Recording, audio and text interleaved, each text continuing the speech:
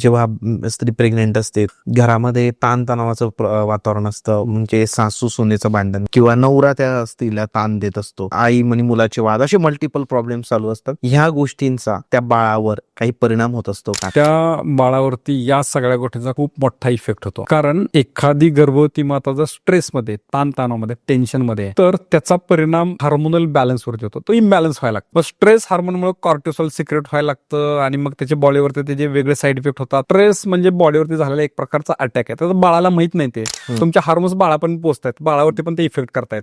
आता इफेक्ट बाळासाठी हे सगळं चांगलं असणं काय गरजेचं आहे, कारण बाळाची ग्रोथ डेव्हलपमेंट तिथं अवलंबून आहे. पण मी आता सांगतो की समजा आता आपण हा पॉडकास्ट युक्रेनमध्ये करतोय आणि तिकडून बॉम्बिंगचा आवाज आला, आपण एवढं रिलॅक्स डिस्कशन करू शकू का? आपण काय करणार? आपण आपल्याला वाचवण्याचा प्रयत्न करणार आणि आपली बॉडी त्या पद्धतीने काम करते, फाईट ऑर फ्लाईट. म्हणजे काय, जर बॉडीवरती अशा काही गोष्टीचं आक्रमण झालं तर एकतर बॉडी त्याच्या विरोधात लढायला जाते किंवा बॉडी पळून जाण्याचा मार्ग निवडते. आणि ह्या दोन्ही केसमध्ये ग्रोथ थांबते. आपल्या गर्भाशयामध्ये वाढणारं बाळाचं बांधकाम चालू आहे, त्याची ग्रोथ होईल, सर्वांगीण वाढ विकास होतोय, वेगवेगळे अवयव बनतायत, वेगवेगळ्या सिस्टीम्स बनतायत, रोज त्याच्या सेल्स लाखो पटीने वाढत आहेत. आणि ह्या ग्रोथ मध्ये जर तिकडून असं कुठला हार्मोन आला, आक्रमण झालं, ते इम्पॅक्ट करते, ते थांबवते. याच्यामुळे काय होतंय, स्ट्रेसफुल फॅमिली मधले होणारे बाळ ह्या गोष्टीने शिकारी पडतात की मग ते एकाग्रता नाही करत, चिडचिड करते, त्याची झोप प्रॉपर होत नाही, त्याचं डाएट व्यवस्थित घेत नाही, त्याचं वजन वाढत नाही आणि त्याच्या वयाच्या मुलांपेक्षा त्याची बुद्धिमत्ता कमी वाटते. मग ते सांगतात बेसिक अष्टपैलू व्यक्तिमत्व बनवण्यासाठी या सगळ्या गोष्टी इक्वल असणं गरजेचं आहे. त्याच्या पुढे जाऊन तुम्ही एक्स्ट्रा ऑर्डिनरी वेगळ्या करा, पण बेसिक तर पाहिजे ना. पूर्ण व्हिडिओ बघण्यासाठी युट्यूबवर जाऊन बँटर विथ चेतन सर्च करा.